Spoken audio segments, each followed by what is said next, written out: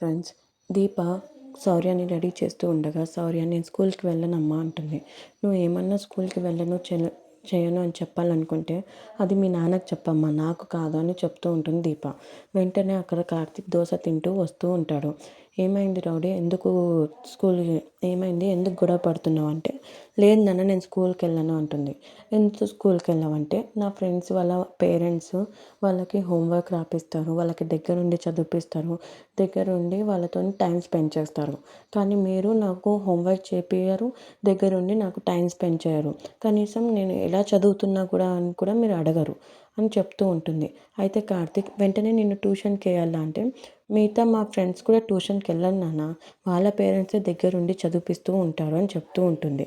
తర్వాత నిన్న నుంచి మేము చదివిపిస్తూ ఉంటాము, కానీ నువ్వు ఈరోజు నుంచి స్కూల్కి వెళ్ళాలి అంటే, ఇంకేది నాన్న వెళ్ళేది, మా ఫ్రెండ్స్ ముందర మా టీచర్ నన్ను తిట్టింది, హోంవర్క్ సరిగ్గా చేయట్లేదు, సరిగ్గా చదవట్లేదని. నాకు చాలా అవమానం జరిగింది, నేను ఇంకా స్కూల్కి వెళ్ళానని శౌర్య కార్తీక్తో అంటుంది. అప్పుడే కార్తీక్కి జ్యోత్స్న నుంచి ఫోన్ వస్తుంది. ఏం బావా, చెక్ పంపిస్తావా లేకపోతే క్యాష్ పంపిస్తావా అంటుంది. దేనికి చెక్ దేనికి క్యాష్ అని కార్తీక్ అంటూ ఉంటారు. మీరు ఎట్లో నిన్న జరిగిన అవమానానికి మీరు ఇంటికి రారు, అప్పుడు నువ్వు ఇంటికి రాకపోయినా, నువ్వు పని చేయకపోయినా ఎట్లో 10 కోట్లు కట్టాలి, కాబట్టి అది క్యాష్ లాగా పంపిస్తావా చెక్ లాగా పంపిస్తావా అని అడుగుతూ ఉంటుంది. వెంటనే కార్తీక్, నేను రామని మీకు చెప్పామా అంటే, ఇక్కడ జరిగిన అవమానానికి మా వాళ్ళ ముఖం ఎవ్వరు చూడరు బావా, నువ్వెలా చూస్తావని నేను అనుకుంటా అని చెప్తూ ఉంటుంది. వెంటనే కార్తీక్ స్పీకర్లో పెట్టేసి, శౌర్య ఇంతకుముందు నువ్వు ఏమని చెప్పావని అడుగుతాడు. స్కూల్లో అవమానం జరిగింది నిన్నని చెప్తుంది. అప్పుడు జ్యోత్స్న నేను మాట్లాడుతుంటే శౌర్యతో మాట్లాడతాడు ఏంటి అని అంటూ ఉంటుంది. తర్వాత కార్తీక్, మనము కొంతమంది మనల్ని తొక్కాలని చూస్తారు, మనకి వెనక్కి లాగాలని చూస్తారు, అలాంటి వాళ్ళని మనం పట్టించుకోకూడదు, మన పని మనం చేసుకుంటూ పోతూ ఉండాలి. కొంతమంది మూర్ఖులు ఉంటారు, వాళ్ళు ఎట్లాంటి వాళ్ళంటే వాళ్ళు చెప్పిందే చేయాలి, వాళ్ళు చెప్పిందే జరగాలి అనుకుంటారు, కానీ మనం అలాంటి వాళ్ళం కాదు. ఎంతమంది మనం తొక్కాలనుకున్నా, మనల్ని చూసి నవ్వాలనుకున్నా, మనం పడిపోతే సంతోషించే వాళ్ళని చూడడానికన్నా మనం ముందుకు వెళ్ళాలి అని చెప్తూ ఉంటారు. అప్పుడు దీప మనసులో అనుకుంటూ ఉంటుంది, జ్యోత్స్న ఏదో అంటుంది, అందుకనే బావకి కోపం వచ్చి గట్టి కౌంటరే ఇచ్చినాడు అని చెప్పేసి. జ్యోత్స్నతో మాట్లాడిన వెంటనే శౌర్యతో అడుగుతూ ఉంటాడు, ఏమమ్మా ఎప్పుడైనా స్కూల్కి వెళ్తావా అంటే, వెళ్తాను నాన్న అని చెప్తుంది. అవును నాన్న, నాకు ఒక చిన్న డౌట్ అడగొచ్చా అని కార్తీక్ని అడుగుతూ ఉంటుంది. చెప్పు అంటాడు కార్తీక్. అయితే శౌర్య అంటూ ఉంటుంది, తప్పు చేస్తే తప్పు ఒప్పుకోవాలి నాన్న అని అంటుంది. అవునమ్మా, తప్పు చేస్తే తప్పు ఒప్పుకోవాలి అని అంటుంది. మళ్ళీ అమ్మ ఎందుకు ఒప్పుకోలేదు నాన్న అని అంటుంది. అయితే నువ్వు ఏం మాట్లాడుతున్నావు అని శౌర్యని అడుగుతాడు. నిన్న పెద్దనాన్నమ్మ ఇంకా దీప పెద్దనాన్నమ్మ ఇంకా అమ్మ మాట్లాడుతూ ఉంటే వింటూ ఉంటున్నా నాన్న. అమ్మ ఏదో తప్పు చేసిందంట, కానీ ఆ తప్పు ఒప్పుకోలేదని చెప్పి మాట్లాడుతూ ఉన్నారు అంటే, అవునమ్మా, కానీ మీ అమ్మ గురించి కాదు వేరే వాళ్ళ గురించి అంటే, లేదు నాన్న నేను సరిగ్గానే విన్నాను అని చెప్తుంది. కరెక్టే అమ్మ, నువ్వు చెప్పింది కరెక్టే, కానీ తప్పు చేస్తే తప్పు ఒప్పుకోవాలి, కానీ తప్పు చేయకోకుండా తప్పు ఎలా ఒప్పుకుంటారని కార్తీక్ శౌర్యతో అంటూ ఉంటాడు. మళ్ళీ వెంటనే దీప మనసులో అనుకుంటూ ఉంటుంది, నేను పనికి రాను, నేను అక్కడ వాళ్ళ ఇంటికి రాను అని చెప్దాం అనుకున్నా, అంత లోపలే బావ జ్యోత్స్నకి మాట ఇచ్చేశాడు, ఇంకా నేను ఏం చేయాలి, సైలెంట్గా వెళ్ళిపోవాలి అని అంటూ మనసులో అనుకుంటూ ఉంటుంది. కార్తీక్ వెంటనే దీపతోని ఏం అనుకుంటున్నావు, ఏం ఆలోచిస్తున్నావు అంటాడు. ఏం లేదు బావ, వెళ్దామా అంటే, సరే వెళ్దాం కానీ తింటావా అంటే, లేదు నేను తినను బావ, నేను మా ఇంట్లో తింటా అంటే, మళ్ళీ ఇది ఎవరి ఇల్లు అని చెప్తూ ఉంటుంది. ఇది అంటే నా మెట్టిల్లు బావ, అదంటే నా పుట్టిల్లు, కాబట్టి నేను అక్కడనే తింటాను అని చెప్పి అక్కడ నుంచి వెళ్ళిపోతుంది దీప. వెంటనే కార్తీక్ మాట తిప్పేయడానికి ఇలా మాట్లాడుతుందని చెప్తూ ఉంటాడు. కార్తీక్ ఇంకా దీప కోసం బయట ఎదురు చూస్తూ ఉంటారు. అక్కడ ఎదురు చూస్తూ ఉండగా పారిజాతం వెనక నుంచి చూస్తూ ఉంది, ఏంది నా ఎవరి కోసం వెయిట్ చేస్తున్నాడు అని ఆలోచిస్తూ ఉంటుంది. తర్వాత శివనారాయణ దీప ఇంకా కార్తీక్ వచ్చేసారంటే, ఓ వీళ్ళ గురించి వెయిట్ చేస్తున్నారా అని పారిజాతం అనుకుంటూ ఉంటుంది. అయితే శివనారాయణ కార్తీక్తోని, ఎందుకు వచ్చారా, పనికి ఎందుకు వచ్చారు, వెళ్ళిపోండి, ఇక్కడ మీరు ఇంకా నుంచి ఈరోజు నుంచి పని చేయాల్సిన అవసరం లేదు అని అంటుంది. ఏమైనా సార్, మా వల్ల ఏమన్నా తప్పు జరిగిందా అంటే, మీ వల్ల ఏం తప్పు జరగలేదురా, కానీ ఇక్కడ వద్దు, మీరు వెళ్ళిపోండి అని చెప్తూ ఉంటాడు. కానీ ఎందుకు సార్, మేము ఎవరికైనా ఇబ్బంది పెట్టినామో, మేము ఎవరికి ఇబ్బంది పెట్టాము, మా పని ఏదో మేము చేసుకుంటూ ఉంటాము అని చెప్తూ ఉంటారు. కానీ శివనారాయణ వద్దు, ఎందుకంటే ఇక్కడ మంచి జరుగుతలేదు. మీరు ఇక్కడ ఇంట్లో ఉండడం వల్ల కొంతమందికి ఇబ్బందిగా ఉంది అని చెప్తూ ఉంటాడు. కానీ భార్య అగ్రిమెంట్ గురించి నేను మాట్లాడతాను పని మనుషులండి. ఎంత అవమానించినా కూడా గుండె ధైర్యంతో తిరిగి మళ్ళీ వస్తారు. వీళ్ళు ఎంత అవమానమైనా భరిస్తారు. ఇలాంటి పనులు మనకు దొరకడమే ఎక్కువ. అలాంటిది మీరు వెనక్కి పంపిస్తానంటారు ఏంటి అంటే, నువ్వు కొంచెం సైలెంట్గా ఉంటావా పారు అని అంటే వెంటనే కార్తీక్ కూడా అంటాడు, మేమేదో మా పని గురించి మాట్లాడుతూ ఉంటే నువ్వెందుకు మా పని పోగొట్టాలని చూస్తున్నావు అని అంటూ ఉంటాడు కార్తీక్. లేదు సార్ అంటే, మీరు కూడా నా భార్య తప్పు చేసిందని నమ్ముతున్నారా అని అంటాడు. నేను నీ భార్య తప్పు చేసిందా చేయలేదా పక్కన పెడితే నా కొడుకు ప్రాణాలతో తిరిగి వచ్చాడు, అదే నాకు చాలా సంతోషంగా ఉంది అని చెప్తాడు. వెంటనే శివన్న అయినా నేను ఈ కాలంలో జరిగిపోయినటువన్నీ నా మనసులో పెట్టుకోవడం లేదు, అన్నీ తీసేస్తున్నాను, అందుకని నేను ఇంత హాయిగా ఉన్నాను ఈరోజు అని చెప్తూ ఉంటాడు. దీప అనలేదా, నా వల్ల ఏమన్నా ఇబ్బంది వస్తుందంటే, అవునమ్మా నీ వల్లనే ఇబ్బంది, నీ ముఖం చూడలేక నీ ముఖం ఎదురుపడలేక కొంతమందికి నచ్చదు, నేను కావాల్సింటే జ్యోత్స్నతో మాట్లాడతాను, ప్లీజ్ మీరు ఇక్కడి నుంచి వెళ్ళిపోండి అంటాడు. అగ్రిమెంట్ గురించి క్యాష్ గురించి నేను జ్యోత్స్నతో మాట్లాడుతూ ఉంటాను, కాబట్టి నువ్వు రా, నీ భార్యను మాత్రం వదిలేస్తా ఇంటికాడి అని కార్తీక్తో చెప్తూ ఉంటాడు. అప్పుడు వెంటనే జ్యోత్స్న అక్కడికి వస్తుంది. నిజంగానే తాత మాట విని నువ్వు వెళ్ళిపోతావా లేకపోతే దీపాన్ని పంపిస్తావా అంటుంది. అయితే మేమెందుకు వెళ్ళిపోతామమ్మా, మేము అగ్రిమెంట్ చేసాం, మేము ఎక్కడికి వెళ్ళాము అని కార్తీక్ చెప్తాడు. అయితే నువ్వు తాత మాట విని ఆపు తాత, వీళ్ళు నీ మాట విని ఎప్పుడెప్పుడు వెళ్ళిపోయి ఎప్పుడెప్పుడు అగ్రిమెంట్ క్యాన్సిల్ చేయాలని ఉన్నారని చెప్తుంది. అలాంటి ఉద్దేశాలు మాకు లేవని కార్తీక్ అంటాడు. వెంటనే జ్యోత్స్న, సరే బావా నీ ఇష్టం, ఫోన్లో మాట్లాడింది ఒకటి, నువ్వు దగ్గరుండి చేసేది ఒకటి అని చెప్తుంది. అయితే శివనారాయణ, ఫోనా ఏంది ఫోను ఏం కథ అంటే, చిన్న జోకులు వేస్తా మీ ఇష్టం, మీరు ఎవరి మాట విన్నాడు కానీ చేసేటప్పుడు పని దగ్గరుండి చూసి చేయండి అని చెప్తూ ఉంటాడు. అయితే కార్తీక్ సరే సార్ మేము చూసుకుంటాం అని అక్కడి నుంచి వెళ్ళిపోతారు. జ్యోత్స్న కూడా ఇంకా మీ ఇద్దరిని ఎవరు మార్చలేరు, మీరు గట్టి పనులు ఎంత అవమానించినా కూడా మా దగ్గరే పడి ఉంటారు అని చెప్పి అక్కడి నుంచి జ్యోత్స్న కూడా వెళ్ళిపోతుంది. వెంటనే పారు, మీరైనా ఎందుకు వచ్చారా, నిన్న ఏం జరిగిందో మీకు తెలుసా అంటే, ఏం జరిగింది పారు అని అంటాడు. నిన్న మీ వల్ల జ్యోత్స్న దెబ్బలు తినిందంటే, ఏం పారు నువ్వు కొట్టావా అని కార్తీక్ అంటారు. నేనెందుకు కొడతారా, మీ అత్త కొట్టింది అని అంటాడు.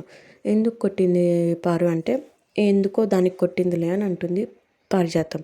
కానీ కార్తీక్ అంటాడు, నువ్వు చెప్పడానికి భయం వేసి నువ్వు ఇలా మాట్లాడుతున్నావు, నీకు ధైర్యం ఉంటే నువ్వు చెప్పేదానివి అని చెప్తాడు.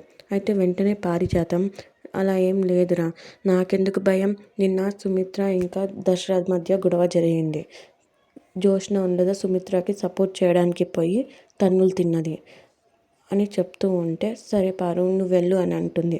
ఇంకా పారిజాతం దీపాతో అంటూ ఉంటుంది, నువ్వు ఇంకా ఎంతమందిని నాశనం చేస్తావు, ఎంతమందిని మనశ్శాంతి లేకుండా చేస్తావు అని అంటూ ఉంటుంది. అయితే కార్తీక్, ఇక్కడ నుంచి నువ్వు వెళ్తావా వెళ్ళవా పారు అని గట్టిగా మాట్లాడతాడు. ఆ తర్వాత కార్తీక్ అప్పుడు ఆలోచిస్తారు, బావా ఇప్పుడు అర్థమైంది మనశ్శాంతి లేకుండా వెళ్ళిపోమన్నాడు అని చెప్పి, నేను వెళ్ళిపోతా బావా అని దీప అంటుంది. కార్తీక్ ఉండలేదా, ఇది మన ఇల్లు, మన ఇంటి ప్రాబ్లమ్స్ మనమే సాల్వ్ చేయాలి, ఇట్లా మనం మనశ్శాంతి లేదు ఇది లేదని మనమే అనుకుంటే ఇంట్లో ఉండే ప్రాబ్లమ్స్ ఎవరు సాల్వ్ చేస్తారని చెప్పి దీపాని చెప్తూ ఉంటాడు. దీపాకి చెప్తారు, ఫస్ట్ మీ నాన్నకి వెళ్ళి కాఫీ ఇవ్వు, ఆయన ఏమంటాడో విను, తర్వాత మనం మాట్లాడదామని అంటూ ఉంటాడు. దశరథ్కి కాఫీ తీసుకొని వెళ్తూ ఉంటుంది.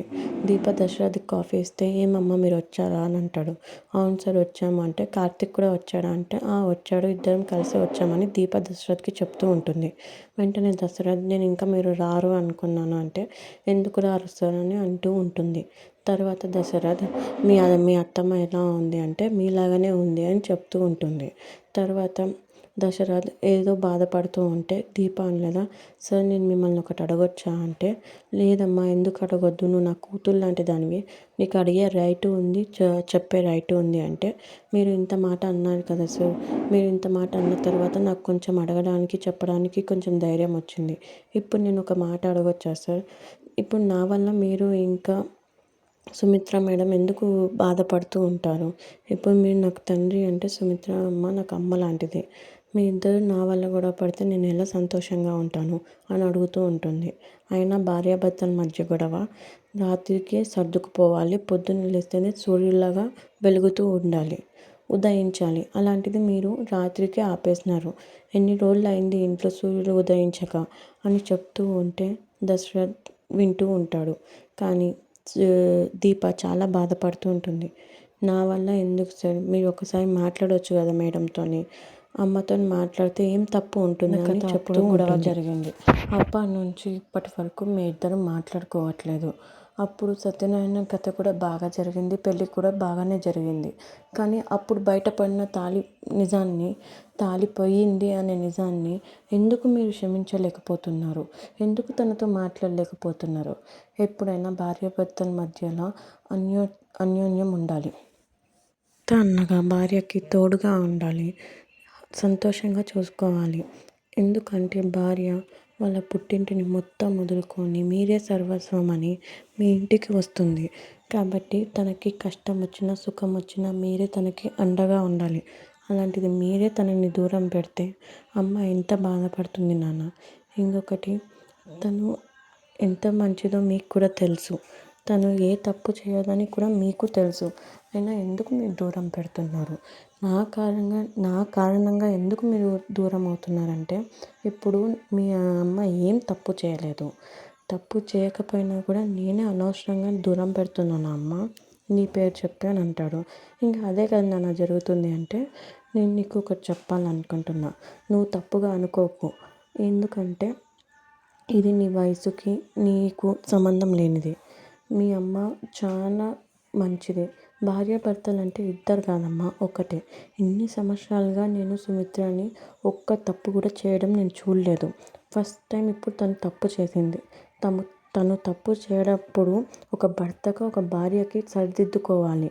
ఇది నా బాధ్యత. ఒక బిడ్డ తప్పు చేసినప్పుడు తన మీద అరవాలి, అది అధికారం. ఇది బాధ్యత. నేను తనని మార్చాలి అనుకుంటున్నాను. మీ అమ్మ మనసు బంగారం లాంటిది, అది ఇప్పుడు మలినం పట్టింది. దాన్ని మంచి బంగారం చేయాలన్నా, మంచి ఆభరణ చేయాలన్నా ఆ వేడి కొంచెం నువ్వు భరించాలి. తప్పదమ్మా. నువ్వు ఇంకొకసారి నాకు ఈ విషయంలో సలహా ఇవ్వకు. ఎందుకంటే నీకు అనుభవం లేదు, నీ వయసు అంత కాదు. కాబట్టి అర్థం చేసుకొని ఉంటావని ఆలోచిస్తున్నాను. అక్కడి నుంచి మాట్లాడుతూ వెళ్తూ ఉండగా సుమిత్ర ఇంకా జ్యోత్స్న మాట వింటూ ఉంటారు. వెంటనే సుమిత్రని జ్యోత్స్న తీసుకువెళ్ళి, చూసినావా మమ్మీ, దీప ఎంత ప్లాన్ చేస్తుందో. అసలు డాడీతో మాట్లాడాల్సిన అవసరం ఏముంది? మీ ఇద్దరు గురించి డిస్కషన్ చేయాల్సిన అవసరం ఏముంది? ఫస్ట్ తనని ఇంట్లో నుంచి బయటకు వెళ్ళమను. నిన్న తన వల్ల అంత గొడవ జరిగింది. తను తప్పు ఒప్పుకోమంటే ఒప్పుకోలేదు. ఇంకా బావ కూడా దాన్ని సమర్థించారు. అయినా కూడా వాళ్ళిద్దరూ సిగ్గు లేకుండా వచ్చారు. నువ్వు ఇప్పుడు వాళ్ళిద్దరిని కలిపి బయట గెంటేసి, వాళ్ళ ఇద్దరి వల్లనే నీకు గొడవలు అవుతున్నాయి, కేవలం దీప వల్లనే గొడవలు అవుతున్నాయి అని చెప్తూ ఉంటుంది.